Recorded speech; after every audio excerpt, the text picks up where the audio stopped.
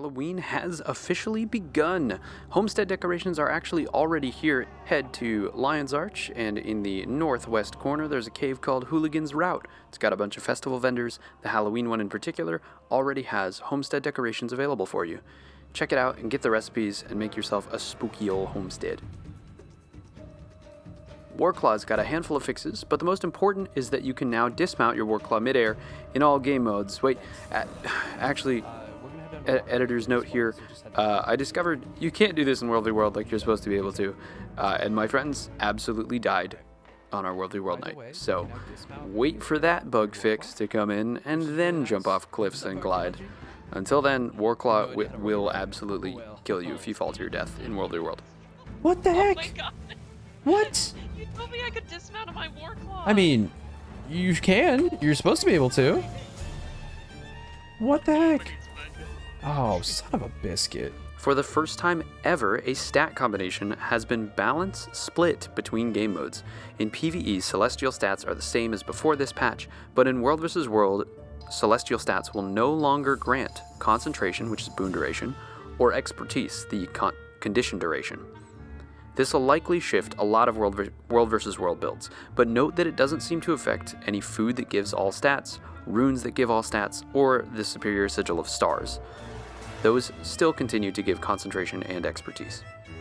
Now, to get to balance this time, I've left some timestamps below for each class, and I've also added these 3 text boxes to let you know if the change I'm covering is affecting PvE, PvP, World vs. World, or some combination of the 3. If it's in green, then the change I'm talking about affects that game mode. Elementalist. Spear does more damage. Main hand and offhand dagger have lower cooldowns. Rebound from Tempest now gives stab, and Wash the Pain Away cleanses conditions. Weaver is going to give less barrier. Catalyst has more quickness and boon duration when traded properly. Engineer.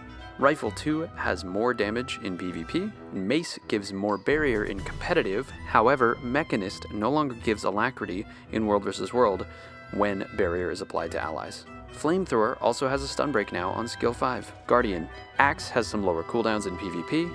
Mace 2 heals more. Focus 5 has a lower cooldown. Torch 5 clears some condies. Hold the Line can be used twice, and the Elite Signet breaks stun for you and your allies. Oh, and Heal Crack can be used twice in PvE, which is fine, I guess, like that. Okay, Mesmer. Axe has been buffed, Offhand Sword was also buffed, and Mirage Scepter does more Condi damage. Mass Invis has a lower cooldown, but only in PvP, to clarify, not in World v. World. Healing from traits has been reduced in PvP, and Rifle 2 has less healing as well. Necromancer. Death Shroud, core Necro Shroud, has better cooldowns and more bleeding on skill 4, and the big change, Transfusion no longer pulls downstate allies. Rest in peace, Heal Scourge. No more pulling your friends out of danger. Thank you. It feels really weird. Now, Eyes away from him. Transfusion on Scourge does increase your revive speed more significantly, so like maybe it won't be completely dead. Axe damage is also increased in PvE. Spear 5 no longer prevents boon application in competitive game modes. It still does in PvE. And in PvP specifically, Harbinger's Blight reduces HP less than before, so hopefully Harbinger can survive a little bit longer.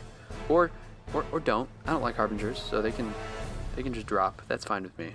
For Ranger, honestly, not many changes. The only thing worth noting is that Soul Beast got some minor buffs in PvP.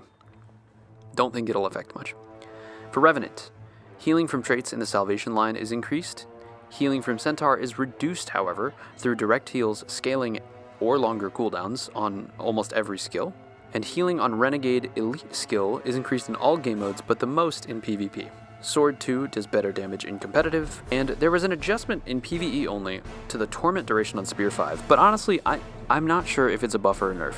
If you know the specifics of the bug fix combined with the duration increase, let me know if it's an improvement or not in the comments. It feels better to me, honestly.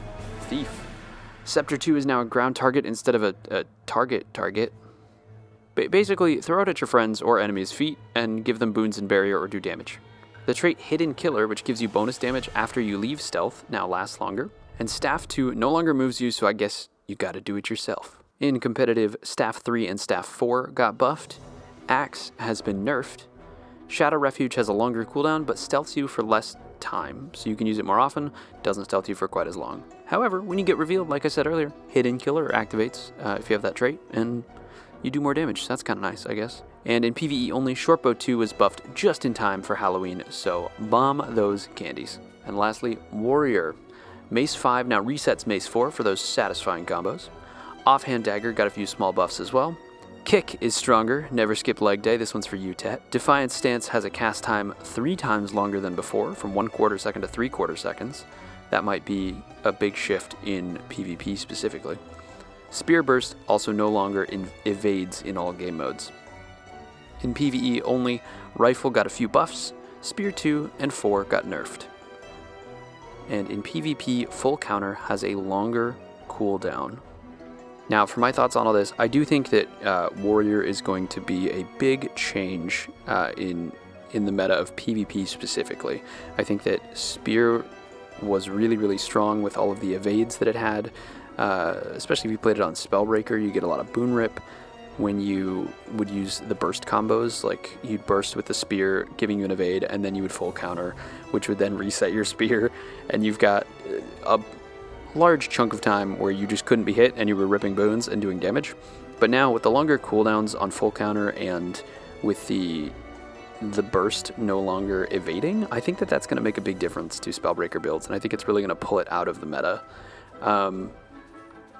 Going back up through each class here, I don't foresee staff 3 and 4 on Thief or the staff changes in general making a big difference in PvP.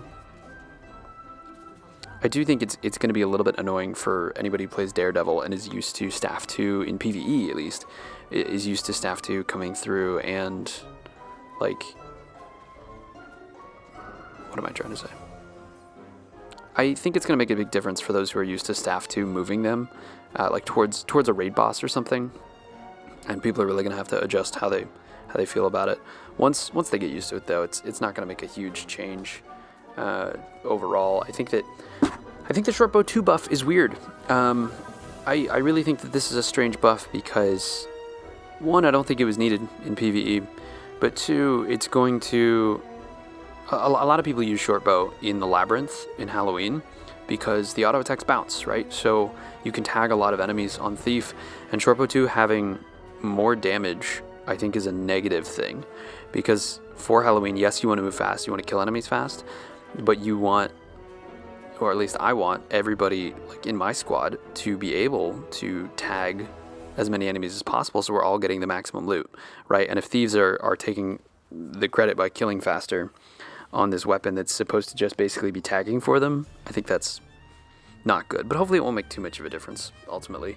So I think Thief is fine. I don't think it's in a crazy change of a spot. And even like the Scepter 2 change, going from a targeted ability to a ground target ability, I think that's fine. Like, Scepter 2 was hardly used anyway. It's more so Scepter 3 most of the time. So I don't see that as an issue. I'm happy though that Axe got nerfed in competitive, because Axe builds on Thief were annoying. I was not a fan of them jumping on me all the time. For Revenant, I'm kind of excited to see more healers come through in PvP. I think it'll be nice to have kind of a support option available. While it was technically available before, I don't think it was in a great spot. So seeing that the traits in Salvation are improved is nice, and seeing that on Renegade and the buff to the Renegade Elite, I think is really nice, because that's a fun one that you can throw on to Capture Point and get some good healing on. This whole patch was mostly competitive changes. Ranger, I think, was in a good spot before, so I can see why they didn't change much. Yeah, not much to say there, honestly. The fact that it really did not get anything significant shows that I guess it really wasn't a good spot. I've seen some good ones in competitive, both in PvP and World v World, and I see good DPS output from them generally, or rather balanced DPS output from them in PvE, whether it's in raids or convergences or even in open world. In open world, they're pretty survivable because of the pet and stuff. So yeah, they're in a good spot. Not much to say about Ranger. For Necromancer though, oh man, dude, I'm so disappointed about the Heal Scourge change. And don't get me wrong, the buff to Transfusion, the healing that it does to downstate allies is nice. It was nice. I was running Convergence CMs last week on my stream for for 50 people, right? And anytime that people go into downstate, I'd hit F4. One, partially because it's habit to pull them as a Scourge, but also, now that it doesn't, it does additional like pulse healing to those in downstate around you. So that was kind of nice that you could just help to increase their HP while in downstate at a distance all over, and you could just kind of hit it off cooldown. Because the fear doesn't do anything to enemies, but it does really affect, the healing really affects downstate allies, so that was nice. So maybe it's not completely dead. I honestly think that I'm probably going to get rid of my Heal Scourge and replace it maybe with a Harbinger build or something in my equipment slots, or my build slots. Yeah, I'm not happy with the change. I think that trait really gave it good identity. It was a great, revive bot almost. It was a great way to carry training squads and help them see all the mechanics of a fight. But now that it's gone, it's going to be a lot more difficult if somebody goes down to a mechanic and then you can't pull them out of danger, which was its big thing. And I know that Rangers can do it for a single target, which might be enough if you go back to Druid, but I'm disappointed. Moving on, with Mesmer, I don't have much to say here either. The changes to PvP are good. I think that Mesmer was in a kind of disgusting spot, but I think a lot of its power came from its burst and not necessarily the healing on support Mesmers. Support Mesmers were good, don't get me wrong, and this will be a nice nerf to them, but I think the surprise burst they can get where they summon 3 Phantasms and then shatter them all immediately was too much. I think that was a lot. So hopefully they'll bring that down a little bit soon, but it looks like they want to bring down the competitive healers a little bit in PvP, and then in Worldly World give Mirage a chance, or in PvP and Worldly World give Mirage a chance with buffing Axe and Mirage Scepter. For Guardian, these feel like weird changes. Like, they're all kind of buffs, but I don't know that they're going to be significant. They want to bring Axe back into PvP, I guess, with lower cooldowns there, and then also offering better support abilities on Mace, Focus, and Torch. That seems fine. I mean, actually, the Focus isn't really a support ability, that's a block. So that's going to be helpful for them, or for Guardians in general, which is nice, but I don't know. I don't foresee this being a big change there either. I don't see any huge Guardian builds coming out of this. Moving on to Engie, though, I think that with Engineer here, Mechanist not giving Alacrity in Worldly World is tough. I don't like this because there aren't a lot of Alacrity options anymore in Worldly World, and maybe they're trying to phase Alacrity out entirely. But Renegade is kind of the best go-to one, and even then, a month ago they nerfed its output. They cut it in half. So I don't know. I don't know what the plan is here for them. I think that Scrapper still has a good place, but we're running out of Alacrity options here in Worldly World, and I dislike that a lot. And then for Elementalist, I like that they're giving some extra buffs here. I think the Elementalist is a very difficult class to play, and so allowing them to do excellent damage and also apply quickness on Catalyst in PvE, I think these are nice changes, right? Like, you want a class that's hard to play to be fun to master and worthwhile to master. If you can get really good at a difficult class, you should be able to output a ton of damage. You should be able to output more damage than a class that only has to press 3 buttons, right? I think that they should buff their weapons to make them stronger. And I'm not saying do it across the board to where they are absolutely overpowered and competitive as well. But in PvE, absolutely. Something that has a 40-step rotation should do more damage if you can pull it off properly than something that has a 3-button rotation. Like, I feel like that's a no-brainer, and I'm surprised that, yeah, I'm surprised that they still want to balance it the same, right? Like, they're just looking at the number, it seems, of, oh, this can do 45 and this can do 45, cool, let's pull them both down, not realizing that one can do 45k with, 3 buttons, and one can do 45k with 40 buttons. I think that, yeah, they need to pay attention to how difficult it is to reach those numbers, and it doesn't seem like they're doing that. So hopefully also the rebound changes on Tempest and the Wash the Pain Away makes Heal Tempest a little bit more valued. I really like Heal Tempest. It outputs a ton of healing, and seeing it get some Condi cleanses is nice. It allows us to kind of balance out the choices of skills here. There's more options, I should say.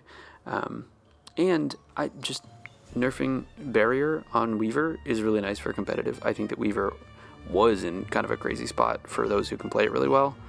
And so the change to make barrier do less for the Weaver and also not give it to the allies is really helpful, in my opinion, when fighting those silly Weavers who are stupidly good at the game.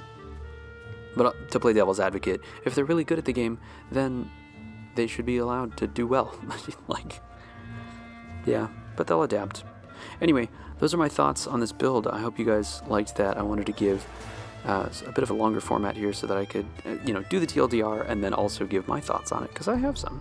And this was all off the cuff. I didn't script any of the latter half of this. So let me know what you think in the comments below. And thank you guys for watching. If you want to check out the previous patch, go ahead and click here. Or if not, I will see you in the next patch. And until then, in the Labyrinth. Thank you so much for watching. Peace.